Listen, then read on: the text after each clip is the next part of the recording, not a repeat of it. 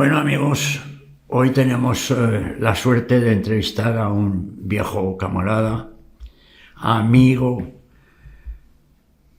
un hombre que lleva ya una larga trayectoria en el mundo del espectáculo, ni más ni menos que en estos días se están cumpliendo su 50 aniversario sobre las tablas, que no es moco de pavo. Hablamos de Luis Felipe Alegre, al que ustedes conocen bien porque en todos los frenesís que hacemos en el Pollo Urbano encabeza el clip cada vez.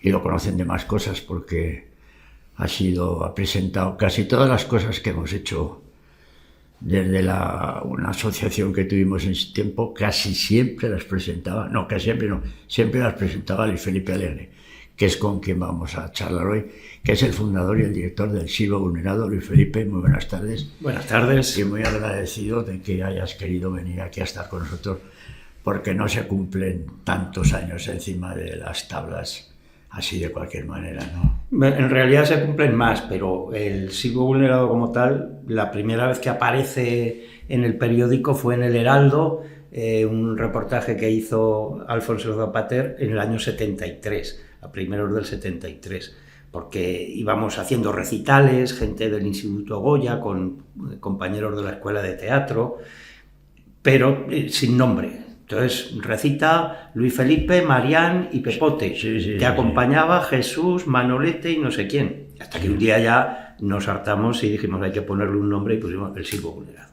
Y ya pasamos a ser todos los artistas anónimos detrás de ese nombre. Que has tenido, aparte de la dilatada carrera que ha tenido el Siglo Vulnerado, se han recorrido ustedes medio mundo. Sí, bastante mundo, sí. Sí. O sea que la poesía se interesa. La poesía y determinada manera de presentarla, sí. No obstante, eso hay que batallarlo. Es difícil que los que intermedian, es decir, los que te pueden contratar, conozcan el trabajo. A menos que seas un autor de culto, normalmente nadie puede venderse por vídeos o por los medios actuales de difusión, ¿no? Entonces es el verte, ver la reacción del público y entonces te mueve ese interesado hacia otros lugares. Nadie te llama a casa diciendo me han dicho que usted... No. Ya. O sea que es el boca-oreja. Sí. Hay que ver el espectáculo y a partir de ahí es de donde pueden ser, como el racimo, ¿no? Sacas una y luego otra y luego otra y luego otra. Sí. Han estado ustedes trabajando con niños, con adultos, con de todo tipo de personal. Uh-huh. Y yo me acuerdo de un espectáculo que creo que todavía lo siguen haciendo, que empezaron en el Parque de Delicias. El Parque Delicias, donde todos los años hacen ustedes allí unos espectáculos muy interesantes porque traen a gente de otros lados. Sí. Cuando se abrió el Parque Delicias a mediados de los años 90, empezamos a colaborar con los técnicos del centro cultural que había allí entonces, y dimos en un tipo de programación que se llama Noches de Juglares, que hacemos los jueves, pues desde el año 96 creo que es, 97, y lo hemos estado haciendo todos los años sin interrupción. Se trata de todos los jueves de ese mes, sean 4 o 5 jueves, y cada jueves 2, 3 y a veces incluso 4 intervenciones artísticas, con lo cual el público va rodando por ahí y nunca se aburre porque detrás de una cosa hay otra y después otra, y siempre hay alguna que le conmueve especialmente. Y es un espectáculo variado y además ustedes son muy generosos porque casi siempre en todos sus espectáculos incorporan a personal.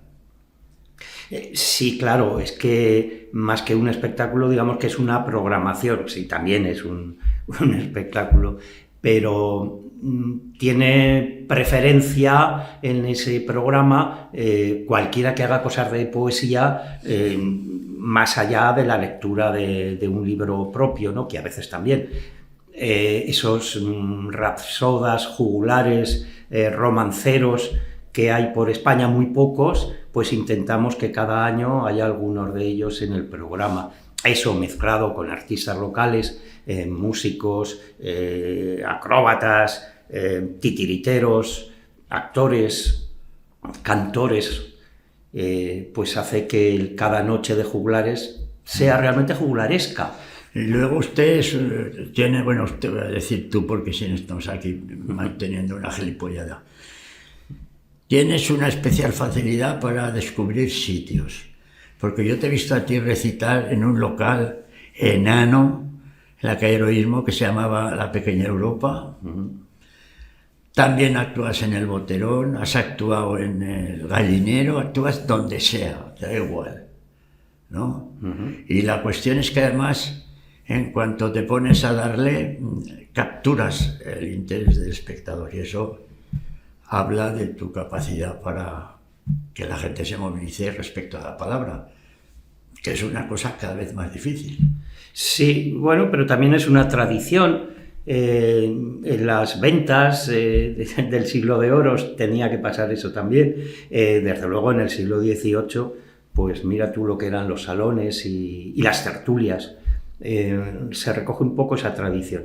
Lo que sí que hago es hacerme el dueño del espacio y del auditorio en la medida de lo posible, para que nadie intervenga demasiado y rompa un hilo que aparentemente no existe, pero que yo sé que lo voy a ir sacando y que va a ir interesando a la concurrencia. Pero para eso necesitas ver a la concurrencia. O sea, que a veces uno va a ir por aquí, pero vista la edad de la gente, ¿por qué hoy son más jóvenes? Pues no lo sabes. Pues a lo mejor tienes que ir buscando por otros referentes y moviéndote de otra manera para mantener el interés. Sí, bueno, me gusta muchísimo trabajar en los bares, porque además no hay que hablar con ningún gerente, ni rellenar un formulario para que te dejen estar ahí. Ni utilizar un micrófono, ni un equipo, ni nada de eso. Ni llevarte el cuadrante de los horarios en que están los... Sí.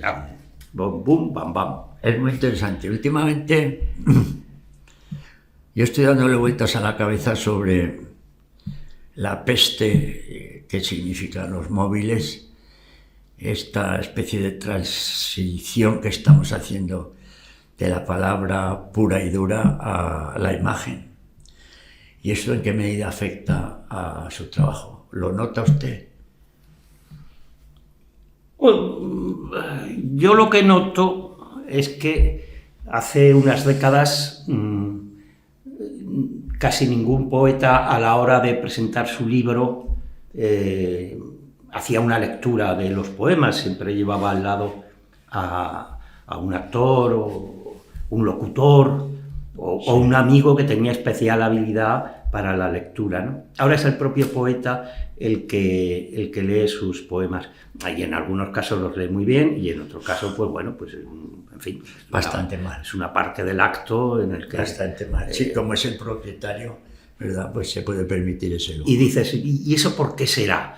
Pues yo creo que es porque existe Facebook, Instagram y estas cosas, y entonces, claro, detrás tienes un rótulo que avala que tú efectivamente eres alguien porque te entrevista el Pollo Urbano. Entonces, estás ahí con un libro y con un rótulo y con un micrófono y parece que eso te eleva por encima de ti mismo.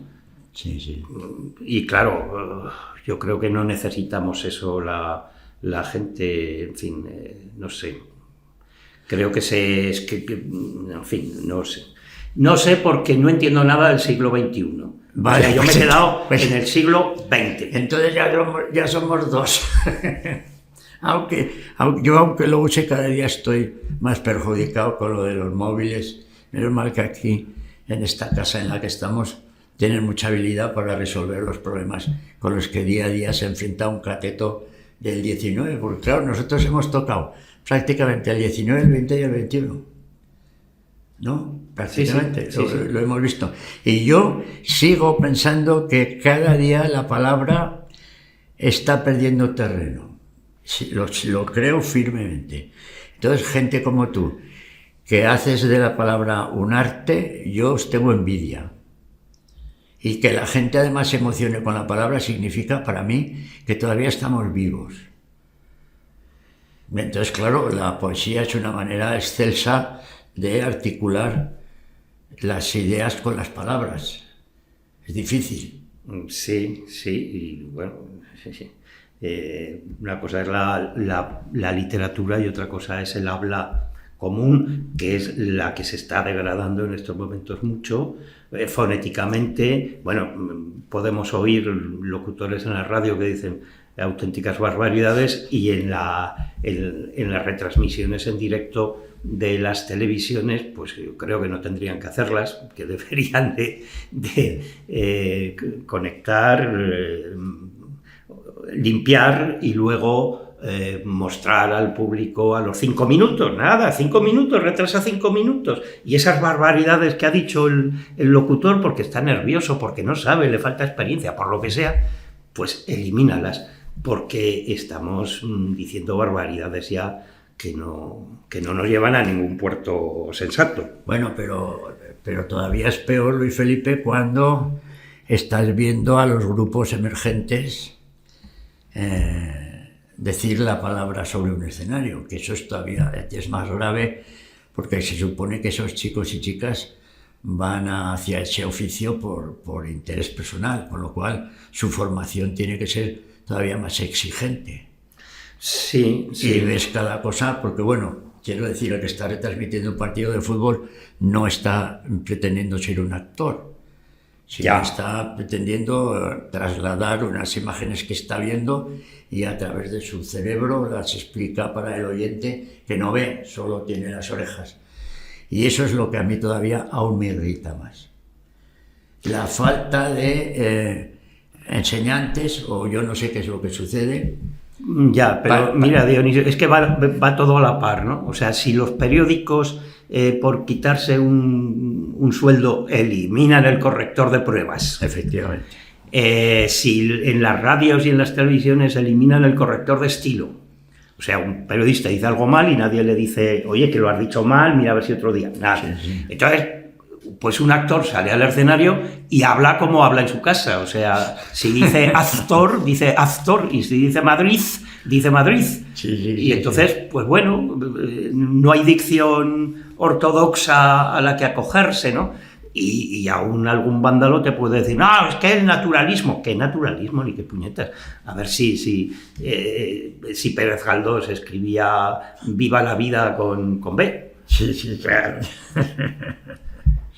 Bueno, vamos a otro capítulo de su abundante ya vida y larga vida y trayectoria poética recitando, porque usted con mucha frecuencia ha dado el salto del charco y se ha hecho con su agujero en aquellas tierras lejanas. Uh-huh. Casi todos los años pone usted la pierna allí. Sí. Igual pasan 3 años que no voy a América, pero luego estoy un año que voy 4 veces. Sí. Hombre, es que es el mismo idioma. Claro.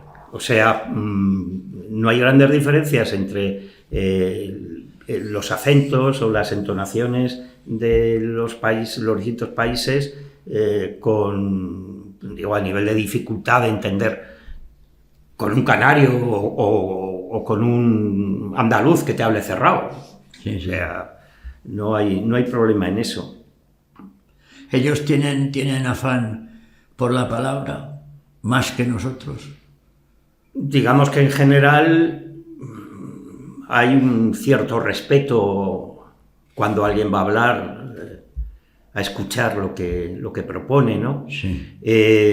Claro, un español en América diciendo versos o haciendo un espectáculo teatral, pero con vidas de poetas o recreando poesías de distintas épocas, tiene atractivo, porque no se ven todos los días.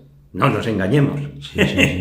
Tienes de entrada esa ventaja sobre un grupo local.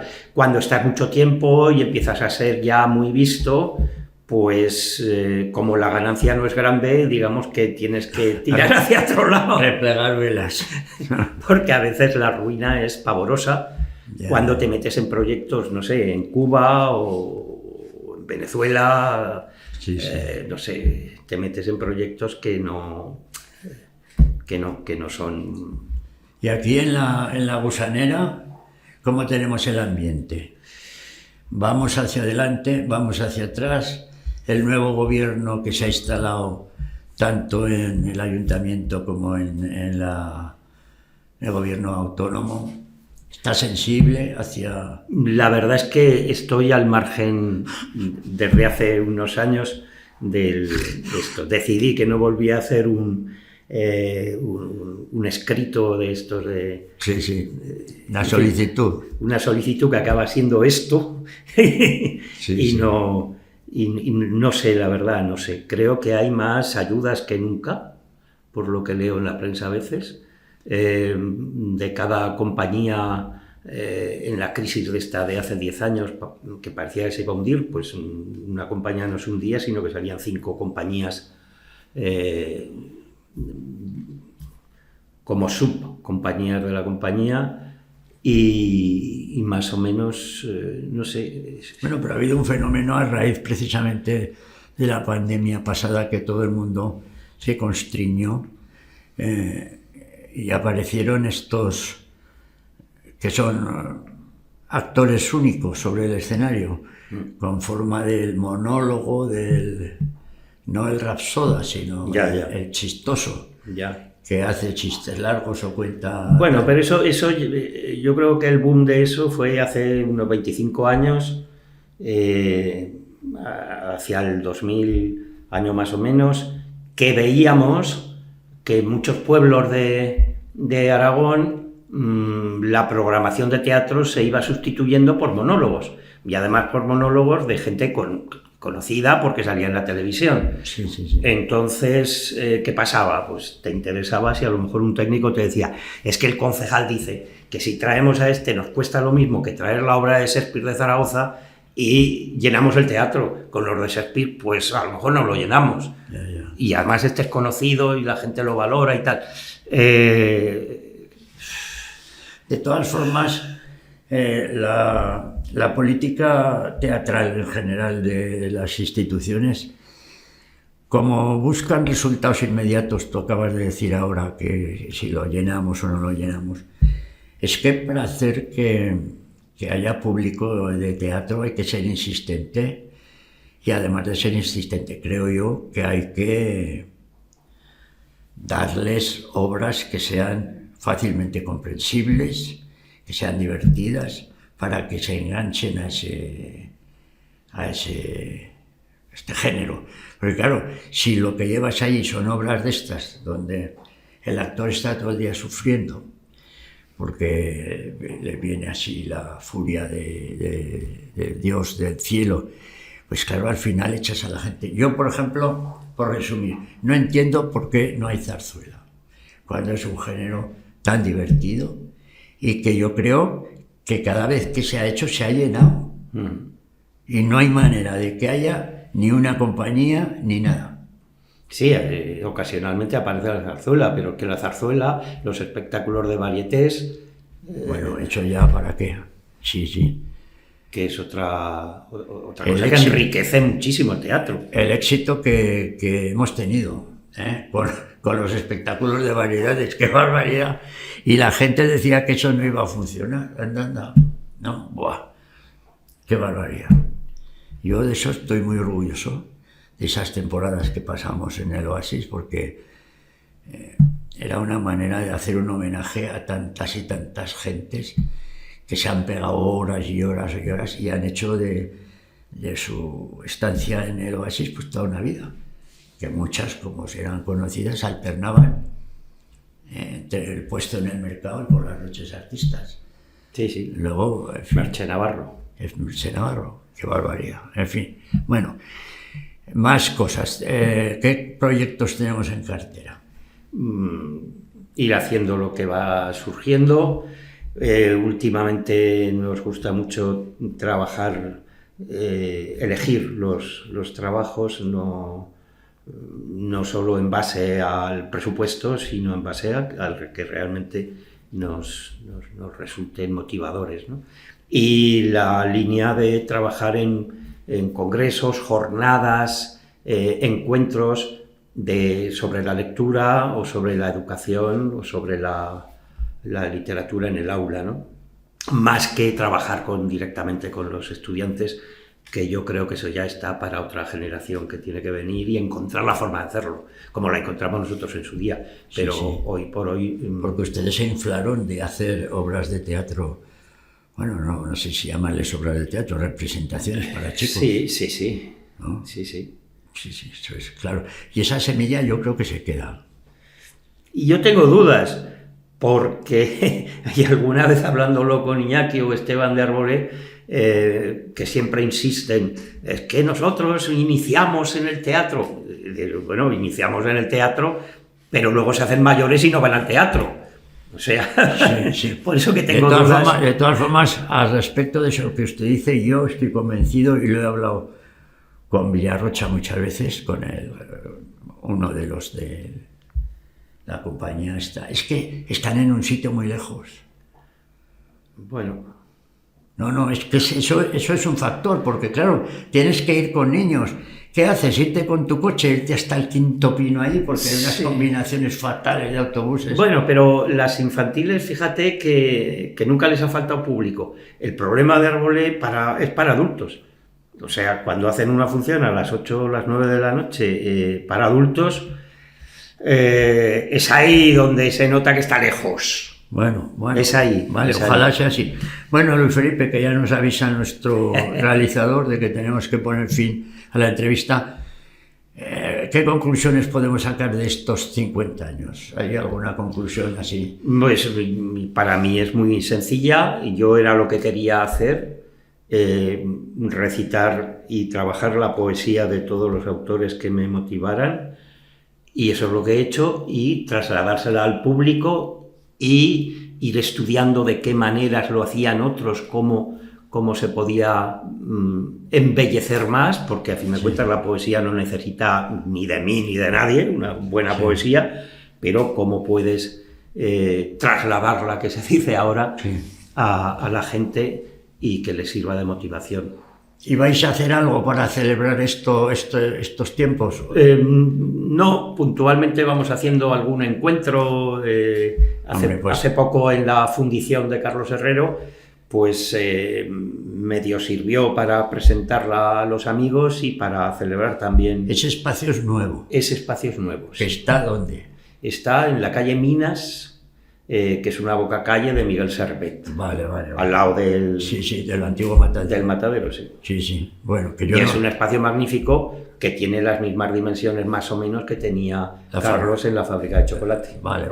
Pues a ver si hay suerte con eso. Bueno, y ya para ponerle la guinda a este pastel del 50 aniversario, unas palabras, un recitado. Mira, lo odiamos los dos, ¿verdad? Pero aquí tenemos mi teléfono. Yo encantado.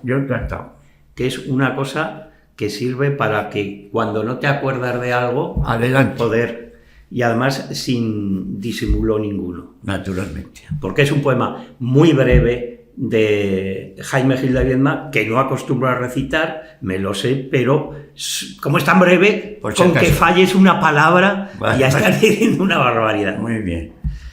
Y muchos de vosotros lo vais a recordar. No volveré a ser joven. Que la vida iba en serio, uno lo empieza a comprender más tarde. Como todos los jóvenes, yo vine a llevarme la vida por delante. Dejar huella quería y marcharme entre aplausos. Envejecer, morir, eran tan solo las dimensiones del teatro. Pero ha pasado el tiempo y la verdad desagradable asoma. Envejecer, morir, es el único argumento de la obra. Bueno, señores, nos ha dejado aquí Luis Felipe con un nudo por encima del nudo de la corbata, que no llevamos ninguno. Muchas gracias, Luis Felipe, por tu amabilidad, por este poema maravilloso que ya lo dejamos aquí para todos los lectores del Pollo, y hasta la próxima vez que tengas a bien invitarnos a ver si haces algo en ese sitio tan bonito, en la fundición. Sí, señor. ¿Vale? Bueno, amigos, hasta la próxima entrevista, que lo pasen ustedes muy bien.